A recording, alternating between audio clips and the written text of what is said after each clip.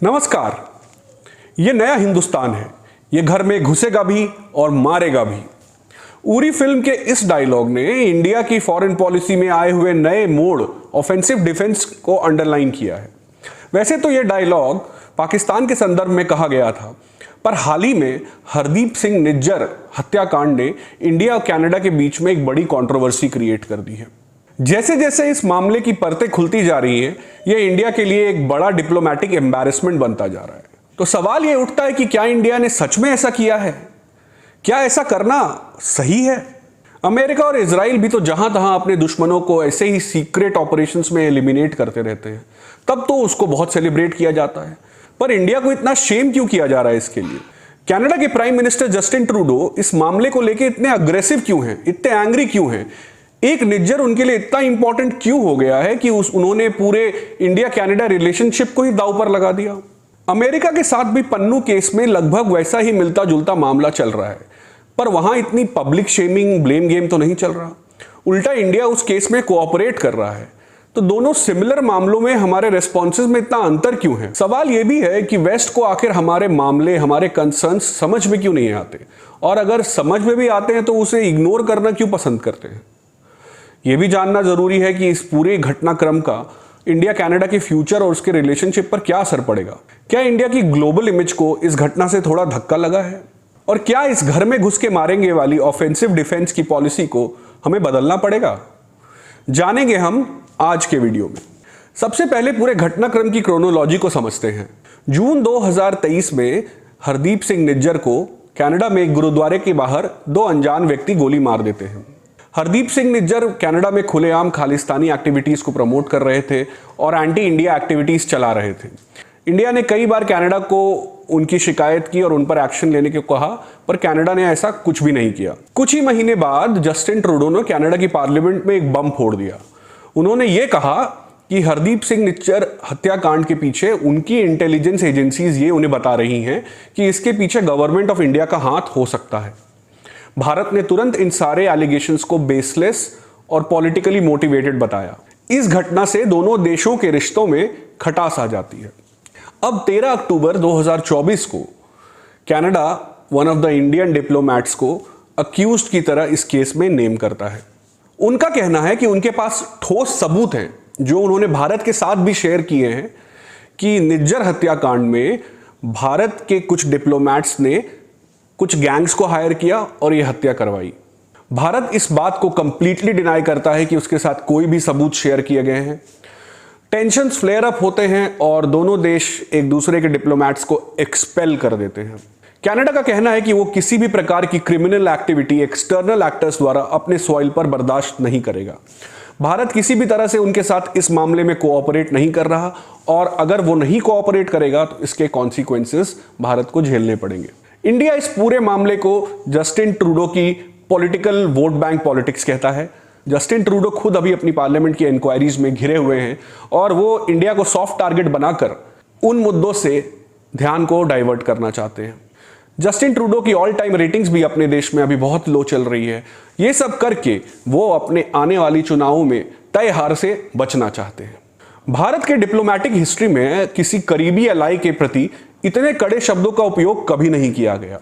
इसका मतलब यह है कि मामला जितना बिगड़ा हुआ दिख रहा है उससे कहीं ज्यादा बिगड़ा हुआ है। वहीं कनाडा ने यह भी धमकी दे डाली है कि अगर भारत ने उसके साथ कोऑपरेट नहीं किया तो वो G7 और 5I कंट्रीज की मदद से भारत पर कुछ सैंक्शंस भी लगा सकता है।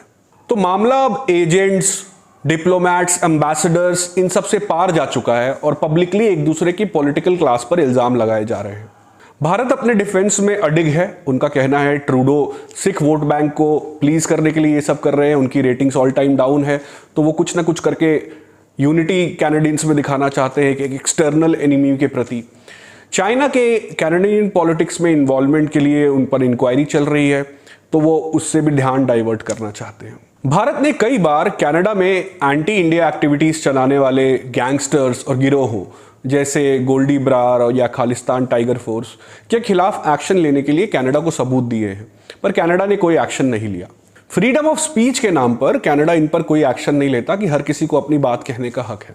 पर फ्रीडम ऑफ स्पीच ये तो नहीं कहता कि पॉलिटिकल गोल्स के लिए आप वायलेंस इंसाइट करें। पर ये खालिस्तानी ऑर्गेनाइजेशंस तो ऐसा ही कर रही हैं। वहीं बैठे बैठे ड्रग्स, आर्म्स और सेपरेटिज्म का नेटवर्क पंजाब में चला रही हैं। ट्रूडो खुद वहाँ की मेन स्ट्रीम मीडिया को काफ़ी हद तक कंट्रोल करते हैं और अपने खिलाफ डिसेंट की वॉइसेस को दबाते हैं। तो वो भी तो फ्रीडम ऑफ स्पीच नहीं है। ये बात भी सच है कि कनाडा आज खालिस्तानी टेररिस्ट के लिए एक सेफ हेवन बन चुका है। अगर इंडिया उस तालाब में से कुछ मछलियों को टारगेट भी कर रहा है तो उस तालाब को अपने देश में बनने की जगह किसने दी? कनाडा ने। इनफैक्ट कनाडा ने कभी इस इशू को सीरियसली लिया ही नहीं। उनके लिए हमेशा ये इमिग्रेंट्स के बीच का इशू है और इसका उनके कंट्री से कुछ लेना देना नहीं है। इनफैक्ट एक आम कैनेडियन के लिए एक सिख लीडर और एक खालिस्तानी लीडर के बीच में कोई फर्क नहीं है। ये बात सिख्स के लिए ऑफेंसिव है। वहां की इंडो कैनेडियन कम्युनिटी भी तंग आ चुकी है इन खालिस्तानी एलिमेंट से, बट वायलेंस और गन के कल्चर के वजह से वो चुप हैं। पर सवाल यह है कि क्या कनाडा ये चाहता है कि इंटरनेशनली उसे ऐसे परसीव किया जाए कि वो टेररिस्ट के लिए एक सेफ जगह है? सन 1985 में जब खालिस्तान ने एयर इंडिया के प्लेन में ब्लास्ट किया था और 329 लोग मारे गए थे, जिसमें ज्यादातर लोग कैनेडियंस ही थे, उस केस में आज तक जस्टिस लोगों को नहीं दिया गया, ना ही किसी अपराधी को सजा मिली। तो अगर एक निज्जर कैनेडियन सिटीजन की जान की इतनी कीमत है कि पूरे इंडिया कनाडा रिलेशनशिप को कॉम्प्रोमाइज कर दिया जाए, तो उन 329 लोगों की जान की कीमत क्यों नहीं थी? आज कनाडा में इंडियन डिप्लोमेट्स को खुलेआम धमकी दी जाती है, गुरुद्वारों में उनको टारगेट की तरह पेश किया जाता है, रैलियां निकालकर इंडिया के झंडे का अपमान किया जाता है, प्राइम मिनिस्टर के पुतलों का दहन किया जाता है, ड्रग्स, गैंग्स, वायलेंस सबको वहां से फंड और ऑपरेट किया जाता है, और कनाडा इस सबको फ्रीडम ऑफ स्पीच कहता है। तो क्या जब कनाडा इंडिया के सारे कंसर्न्स की अनसुनी कर रहा है, तो ऐसी individual targeted killings India Canada में करवा रहा है क्या? No one knows for sure, पर 2020 से अब तक 20 एंटी इंडिया एलिमेंट्स की killings, mysterious killings Pakistan, Canada और यूएसए में हो चुकी है। हालांकि इंडिया ने इन सभी घटनाओं में अपना इन्वॉल्वमेंट ऑफिशियली डिनाई किया है, पर अजीत डोवल ने पब्लिकली कई इंटरव्यूज में ऑफेंसिव डिफेंस की स्ट्रैटेजी को एडवोकेट किया है, और बीजेपी ने भी कई चुनाव रैली में घर में घुस के मारने की बात की चेस्ट थंपिंग की है। पर बात यह है कि अगर आप ऐसा कर भी रहे हैं तो पकड़े मत जाइए।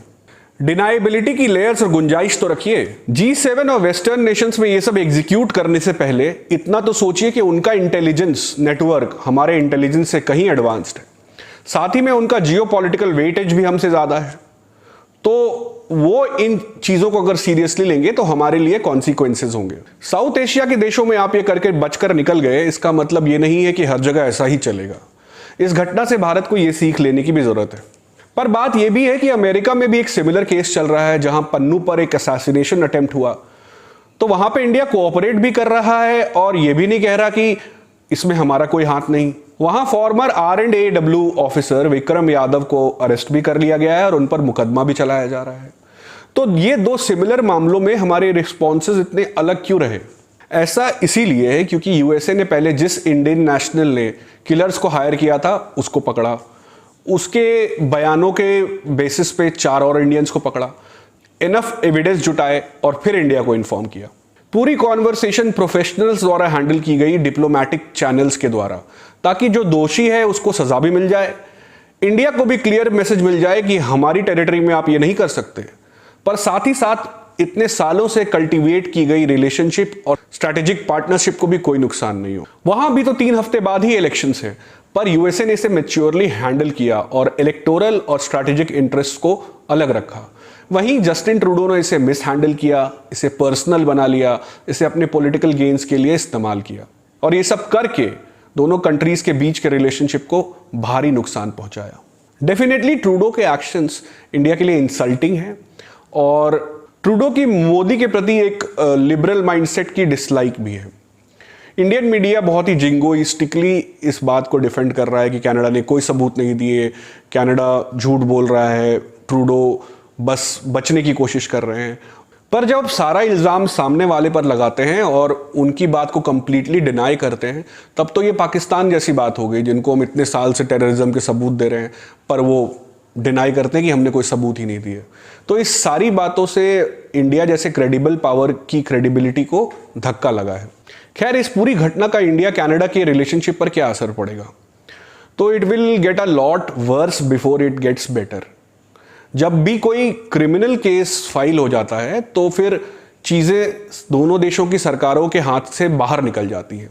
अब क्रिमिनल ट्रायल पब्लिक में होगा, उसके बारे में बातें छपेंगी, उस पर फिर दोनों देशों के स्टेटमेंट्स आएंगे, तो अब ये इशू लंबा खींचेगा। उम्मीद ये है कि अगले साल कनाडा में होने वाले चुनावों में सरकार बदलेगी और जब नई कंजर्वेटिव्स की सरकार आएगी तो वो इसी मुद्दे पर अलग लेंस से विचार करेंगे। अमेरिका के प्रेसिडेंशियल इलेक्शंस के क्या रिजल्ट आते हैं इस पर भी ये निर्भर करेगा। अगर डेमोक्रेट्स आते हैं तो वो मोर ट्रूडो साइड की लाइन लेंगे और अगर ट्रंप आते हैं तो वो इस इश्यू को इतना तूल नहीं देंगे। तो अभी कुछ समय के लिए रिलेशनशिप अभी बिगड़ेगा, उसके बाद ही सुधार की गुंजाइश संभव है। पर इन सारे आरोपों में अगर आधी भी सच्चाई है तो इंडिया की इमेज को धक्का तो लगा है। हम कोई अमेरिका या इजराइल नहीं है जो कहीं भी किसी भी टारगेट को टेक आउट कर ले और उसके कॉन्सिक्वेंसेस हमें ना भुगतने पड़े। यह जियोपॉलिटिकल वर्ल्ड का सत्य है। उम्मीद है कि इंडियन थिंक टैंक और फॉरेन पॉलिसी मेकर्स को इस घटना से इस बात से सीख मिलेगी। अगर वेस्टर्न मीडिया के न्यूज़पेपर में खुलेआम अजीत डोवल और अमित शाह का नाम इस मामले से जोड़कर छापा जा रहा है तो इंडिया के लिए ये अच्छी बात नहीं है। चाइना जैसे चैलेंज से डील करना ही हमारी फॉरेन पॉलिसी के लिए बहुत बड़ा चैलेंज है। तो ऐसे में वेस्टर्न एलाइज को भी खुद से दूर करना और रिलेशनशिप में ऐसे प्रॉब्लम्स इनवाइट करना हमें यह बताता है कि इस ऑफेंसिव डिफेंस की स्ट्रैटेजी पर हमें पुनर्विचार की जरूरत है। वीडियो देखने के लिए बहुत बहुत धन्यवाद। अगर आपको ये वीडियो पसंद आया तो इसे लाइक करें और इस चैनल को जरूर सब्सक्राइब करें। आपका सपोर्ट हमारी ग्रोथ के लिए बहुत एसेंशियल है। अगले हफ्ते फिर हाजिर होऊंगा एक नए विषय को लेकर। तब तक के लिए धन्यवाद। एक एवरेज इंडियन।